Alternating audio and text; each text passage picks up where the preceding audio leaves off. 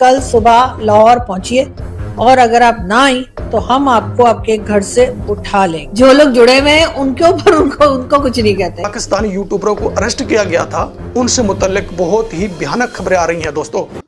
और वो जर्नलिस्ट हैं काफी अरसे से, आरजू काजमी साहबा, इनको भी नोटिस दिया गया और इनको कहा गया कि आप लाहौर में पेश हों। तो अब खुद ही बताइए कि अपनी जुबानी आरजू क्या हुआ आपके साथ? सर 1 जनवरी को मुझे सुबह 9 बजे से कॉल्स आ रही थी। अब अननोन नंबर हम अक्सर नहीं उठाते, आपको पता है पाकिस्तान में किस तरह के प्रॉब्लम्स रहते हैं। तो बहरहाल काफी देर तो मैंने नहीं उठाया। उसके बाद मेरे दूसरे नंबर पे जब कॉल आई है तो मैंने रिसीव किया। मुझसे कहा गया कि जी हम FIA से कॉल कर रहे हैं, यानी 1 जनवरी को जो नया साल की मुबारकबाद उन्होंने मुझे इस तरह से दी। और फिर कहा गया कि जी आप कल सुबह 9 बजे जो है गुलबर्ग पहुंचे FIA के ऑफिस लाहौर। तो मैंने कहा कि जी मैं तो लाहौर नहीं हूँ, मैं वहां नहीं आ सकती कल सुबह 9 बजे। तो कहा जी आप इस्लामाबाद। मैंने कहा मैं इस्लामाबाद में हूँ। कहते आप इस्लामाबाद गई हुई हैं। उनकी इन्फॉर्मेशन की हालत ये थी कि उनको ये भी नहीं पता था कि मैं रहती कहाँ हूँ। तो मैंने कहा मैं यहाँ आई हुई नहीं हूँ, मैं इस्लामाबाद ही रहती हूँ। कहते अच्छा आप इस्लामाबाद रहती हूँ। मैंने कहा जी तो कोई नहीं, सुबह 9 बजे पहुंचिए। मैंने कहा मैं सुबह 9 बजे नहीं आ सकती। अगर आपको कोई प्रॉब्लम है, कुछ पूछगछ करनी है, आप इस्लामाबाद में जो FIA है उसके ऑफिस को बता दीजिए, मैं वहां चली जाती हूँ। नहीं आपको यहीं आना पड़ेगा। तो मैंने कहा मैं तो नहीं आ सकती। मैंने जब उनको ये कहा तो उन्होंने कहा ठीक है फिर हम आपको घर से ले जाएंगे। तो मैंने कहा ले जाइए। और फिर मैंने फोन बंद कर दिया। ये हालात हैं यहाँ के, और ये कोई पहली बार नहीं हुआ है, ना ही मैं कोई पहली जर्नलिस्ट हूँ जिसको इस किस्म की कॉल्स आई। जय हिंद दोस्तों, नमस्कार। आज पाकिस्तानी यूट्यूबर्स को लेके हम इस वीडियो में एक नया खुलासा करने वाले हैं। पाकिस्तान यूट्यूबर्स जो पब्लिक रिएक्शन वाले जो चैनल थे, उन चैनल के जितने भी यूट्यूबर्स थे, उन सभी लोगों का ये माना जा रहा है कि उनके चैनल्स के ऊपर अभी तक के जो चैनल अपलोड हो रहे थे, उन 8-10 दिन हो गए हैं, उनके कोई भी चैनल पे किसी प्रकार का कोई वीडियो अपलोड नहीं हुआ है।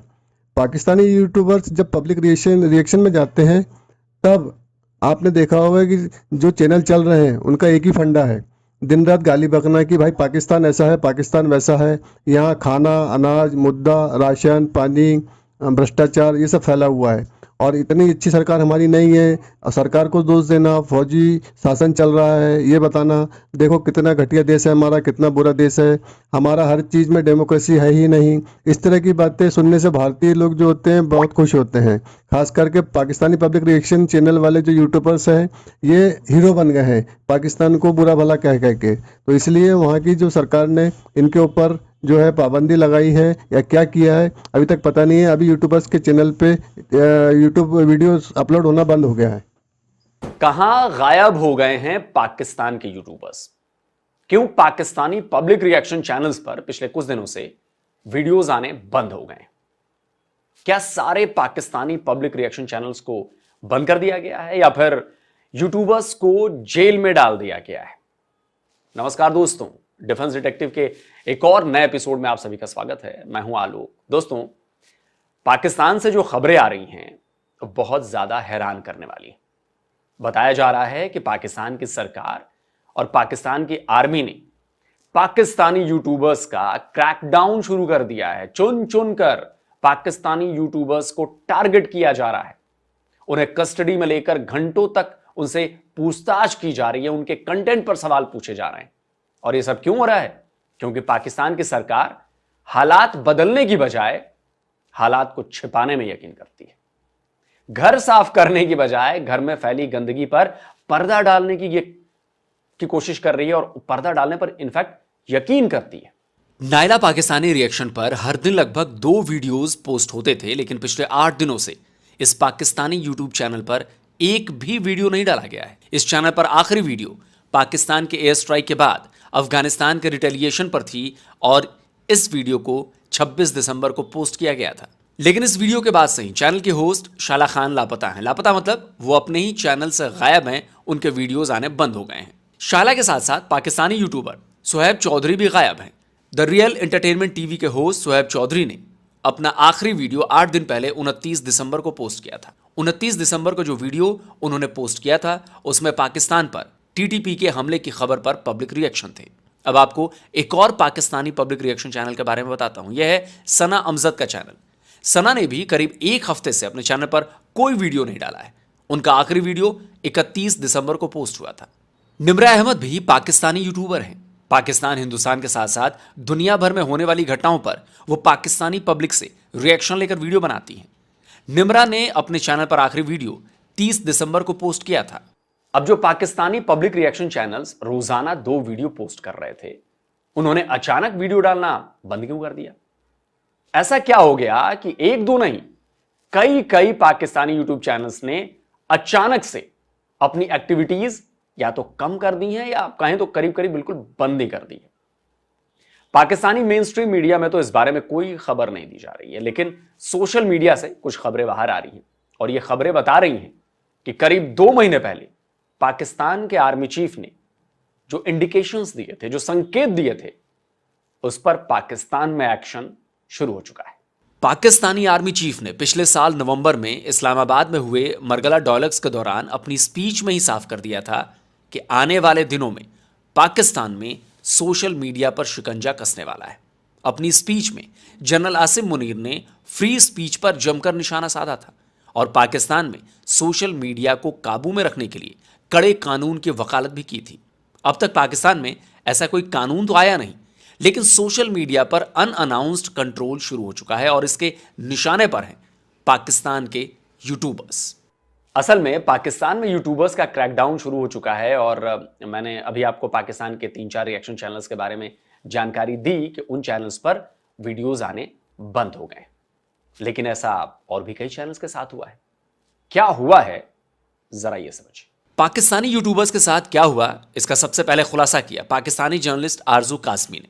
आरजू काज़मी खुद भी यूट्यूबर हैं, पाकिस्तान, भारत समेत अंतर्राष्ट्रीय मुद्दों पर वीडियोस बनाती हैं। आरजू काज़मी के नाम से उनका यूट्यूब चैनल है। 1 जनवरी को आरजू ने नए साल के मौके पर एक वीडियो पोस्ट किया था। उसी वीडियो में पहली बार उन्होंने बताया कि पाकिस्तान में कैसे यूट्यूबर्स को टारगेट बनाने का खेल जो है वो शुरू कर दिया गया है। जब मुसलसल कॉल्स आती गई तो मैंने आखिरकार फोन उठा लिया और जब मैंने फोन उठाया तो पता लगा कि जी फेडरल इन्वेस्टिगेशन एजेंसी जो पाकिस्तान की है उनकी तरफ से कॉल आ रही थी और उन्होंने ये कहा कि जी आप आप लाहौर पहुंचिए कल सुबह और हमें आपसे इन्वेस्टिगेशन करनी है। इसके जवाब में जी मुझे ये कहा गया कि आपने कल सुबह लाहौर पहुंचिए और अगर आप ना आई तो हम आपको आपके घर से उठा लेंगे। ठीक सुना आपने, आरजू को यह धमकी भरा फोन 1 जनवरी को आया और जिन पाकिस्तानी यूट्यूब चैनल्स के बारे में मैंने शुरुआत में आपको बताया था उन पर वीडियोस दिसंबर के आखिरी हफ्ते में आना बंद हुए थे। तो हो सकता है कि उसी दौरान उनके पास भी वैसे ही फोन आए हो जैसा कि आरजू काज़मी के पास आया था। आरजू काज़मी के बाद एक और पाकिस्तानी यूट्यूबर ने पाकिस्तान में यूट्यूबर्स के खिलाफ शुरू किए गए एक्शन पर वीडियो पोस्ट किया है। इस यूट्यूबर का नाम है सखावत अली खान। पाकिस्तानी यूट्यूबरों को अरेस्ट कर लिया गया है। अरेस्ट करने के बाद इनको नज़रबंद कर दिया गया है। ख़ास वजह यह है कि जो पाकिस्तानी यूट्यूबर है ना, ये जब पब्लिक में जाती हैं तो ये इंडिया का इमेज दिखाते हैं। जब इंडिया का इमेज दिखाते हैं तो इन्हें पैसा मिलता है। वो कहते हैं कि ये जो बात करते हैं इंडिया का इमेज दिखाते हैं। भाई हमारी तो कोई बात नहीं सुनता, हमारी तो बात नहीं करते। क्यों नहीं करते? पहले इनसे कहा गया था, यूट्यूबरों से ये कहा गया था कि हुकूमत पाकिस्तान की तारीफ करें, यानी जो पाकिस्तान की सरकार है उसकी बात करें पब्लिक के सामने कि इसकी कारकर्दगी बहुत अच्छी है।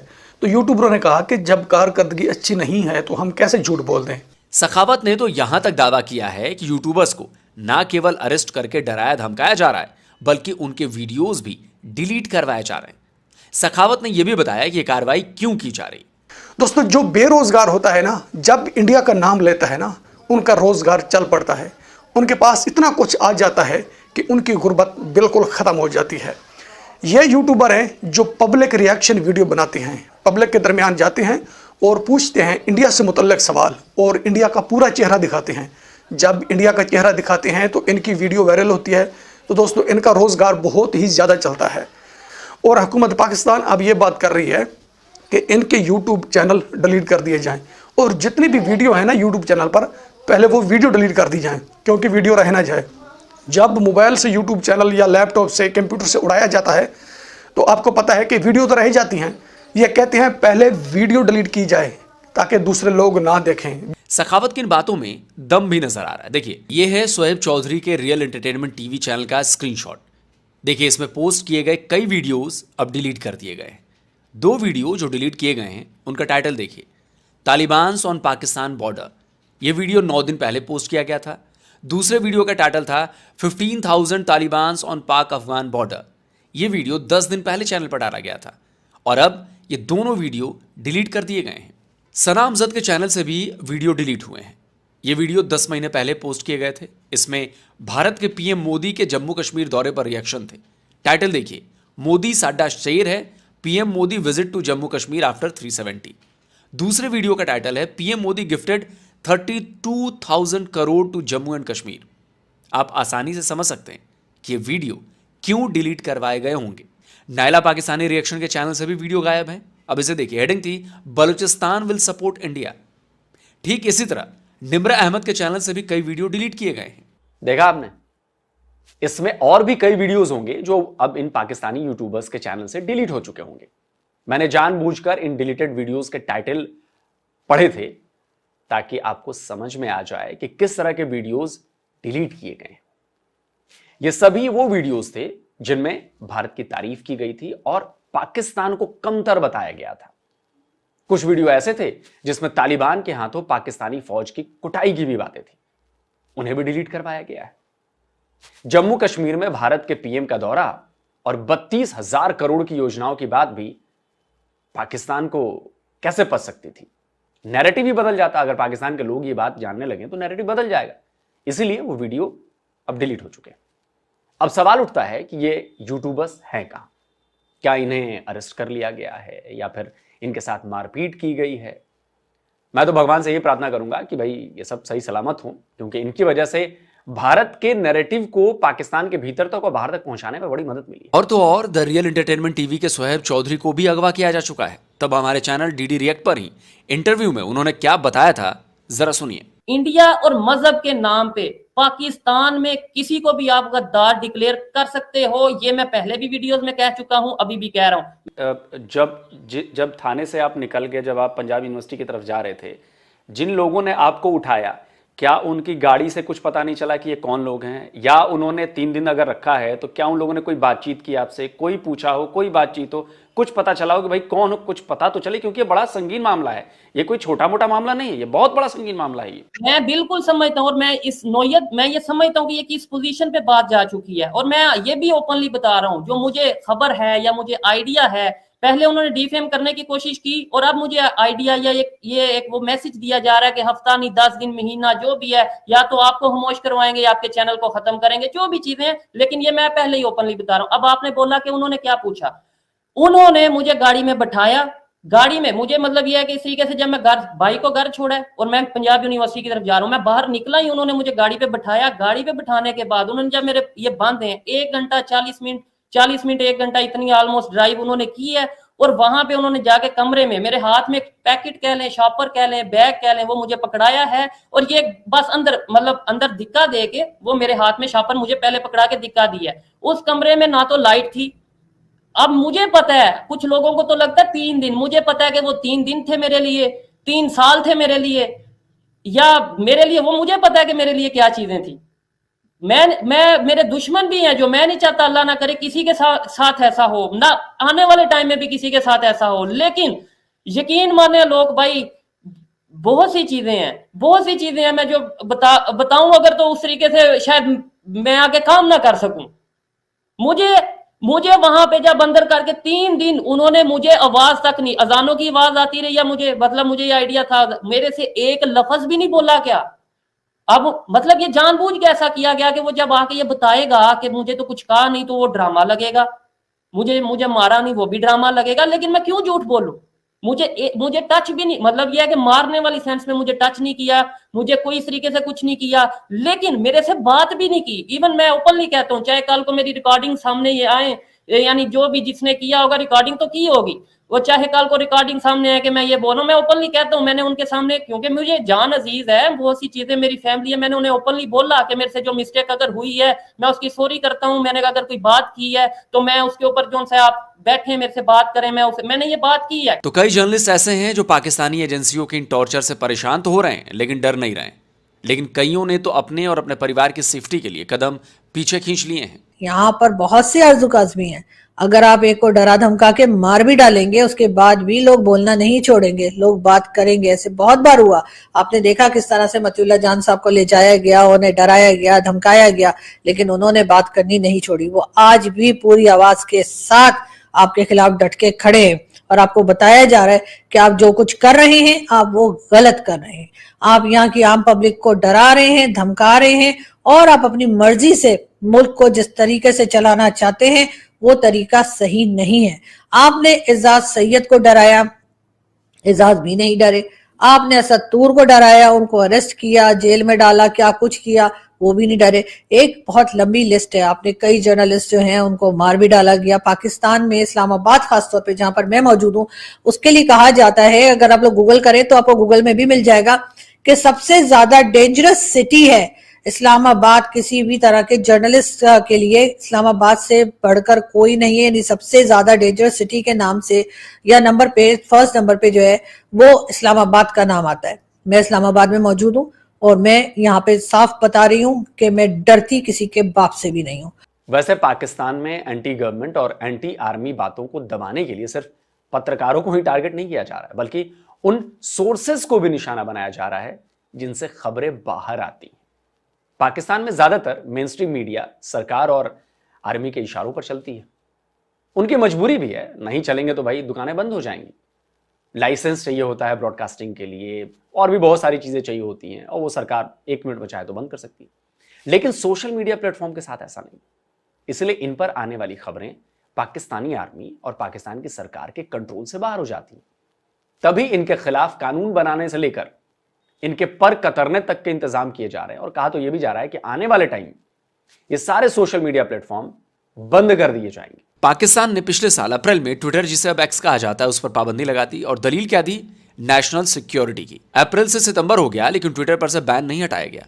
अब तो नया साल भी शुरू हो चुका है लेकिन पाकिस्तान में एक्स यानी ट्विटर पर रोक जारी है। इसके बाद पूरे देश में इंटरनेट को ही डाउन कर दिया गया, यानी न रहेगा बांस न बजेगी बांसुरी। डेफिनेटली खराब होगा जी। यानी अगर आप एक्स के ऊपर पाबंदी लगा देते हैं, ट्विटर पे आप पाबंदी लगा देते हैं और फिर ट्विटर ही पे आप ट्वीट करते हैं जी कि हमने ट्विटर जो है उसको बैन कर दिया है, तो इससे इंटरनेशनल मीडिया पे क्या मैसेज जाएगा कि आप आम लोगों के लिए एक प्लेटफॉर्म बंद कर रहे हैं और खुद आप उसी प्लेटफॉर्म को इस्तेमाल कर रहे हैं। आपका प्राइम मिनिस्टर भी इस्तेमाल कर रहा है, ISPR भी इस्तेमाल कर रहा है और बाकी जो महकमे हैं वो भी इस्तेमाल कर रहे हैं और आम लोगों के लिए उन्होंने पाबंदी लगा दी है।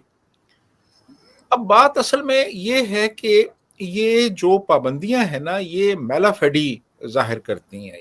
ये कोई ऐसा नहीं है कि इनको कोई मसला है कोई फेक न्यूज से। फेक न्यूज जो होती है वो बड़ी जल्दी एक्सपोज हो जाती है, उसका बड़ी जल्दी पता चल जाता है। बेशुमार ऐसे जराए हैं जो कि उसको वेरीफाई कर सकते हैं कि ये सही है या गलत है। मसला ये है कि ये नहीं चाहते कि कोई भी ऐसा नैरेटिव जो है उसको जगह मिले सोशल मीडिया पे जो कि उनके नैरेटिव से मेल नहीं खाता। तो असल बात यही है कि पाकिस्तान में अगर पत्रकारिता करनी है तो फिर आर्मी और सरकार के हिसाब से करनी हो, ये भी बात।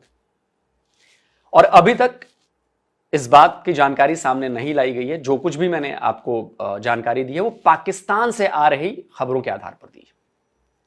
मेरी कोई एक्सेस नहीं है। मैंने एक आध मैसेज भी किए हैं कुछ यूट्यूबर्स को, लेकिन वो मैसेज तक डिलीवर नहीं हुए हैं। वो सिंगल टिक व्हाट्सएप पर आ रहा है, यानी कि वो फोन उनके बंद है या नेट उनका बंद है। एक आध और यूट्यूबर्स हैं जो मेरे संपर्क में हैं, उन्होंने बताया नाम न बताने की शर्त पर कि देखिए पाकिस्तान में ऐसा हो रहा है वैसा हो रहा है। मैं उनका नाम नहीं ले सकता, लेकिन उन्होंने मुझे बताया, उन्होंने मुझे मैसेज भेजा कि देखिए ऐसा किया जा रहा है, FIA की तरफ से नोटिसें आई, फिर उन्हें बुलाया गया है, कईयों को कस्टडी में लिया गया है। तो भाई उनकी सुरक्षा भी मेरी जिम्मेदारी है। सुरक्षा इन द सेंस कि मतलब उनका नाम सामने ना आए, इसलिए नाम नहीं ले रहा हूं। लेकिन पाकिस्तान के यूट्यूबर हैं, बड़े अच्छे यूट्यूबर हैं, बड़ा अच्छा काम करते हैं। उन्होंने मुझसे कहा कि आप इस पर वीडियो क्यों नहीं बना रहे हो। मैंने बोला कि यार मेरे पास वीडियो बनाने के लिए एक आध सबूत आ जाए पाकिस्तान से तो मैं उसके आधार पर बना दूंगा। हवा हवाई वीडियोस मेरे से बनते नहीं। तो अब जब पाकिस्तान की तरफ से ये चीजें कुछ आई हैं तभी मैं ये वीडियो लेकर आया कि भाई आपके पास भी बताने के लिए, अपनी बात साबित करने के लिए, अपनी थ्योरी को कनेक्ट करने के लिए आपके पास सबूतों का होना जरूरी है। तो ये जो सारी चीजें मैंने दिखाई वो बतौर सबूत आपके सामने पेश किए कि जो मैं बातें कह रहा हूं इन बातों के आधार पर कर रहा हूं। पाकिस्तान के जो पब्लिक रिएक्शन चैनल हैं, शोएब चौधरी हो, नायला हो, सनामजद हो, ये किस हालत में है, नहीं है, घर पर है, कस्टडी में है, नजरबंद कर दिया गया है, मुझे इस बारे में कोई आइडिया नहीं। कोशिश की मैंने पता लगाने की, लेकिन नहीं पता चला। जो पाकिस्तान की तरफ से जो खबरें आ रही हैं, जो वीडियोस कुछ लोग बना के डाल रहे हैं, उन्हीं के मुताबिक आ रहा है कि भाई प्रॉब्लम तो है, FIA की नोटिस गई है और ये गया वो गया। तो जाहिर सी बात है कि जब बड़े बड़े पत्रकारों को वो नहीं छोड़ रहे, तो यूट्यूबर्स को, सोशल मीडिया जो वहां पर काम करते हैं, उनके लिए तो बड़ा आसान है उनको पकड़ना, उनको डराना, धमकाना और उनको डरा देना। दोस्तों, हमने ये जो वीडियो जारी किया है, जनहित में जारी किया है, तो प्रेम का स्रोत करे कंट्रोल और अपनी आंखें खोले और अपनी दृष्टि से क्लियर देखे कि आखिर चल क्या रहा है। कहते हैं ना, समझने वालों के लिए इशारा काफ़ी होता है। तो ये समझदार लोगों के लिए मेरा छोटा सा मैसेज था। जय हिंद, जय भारत। बाकी अगले वीडियो में।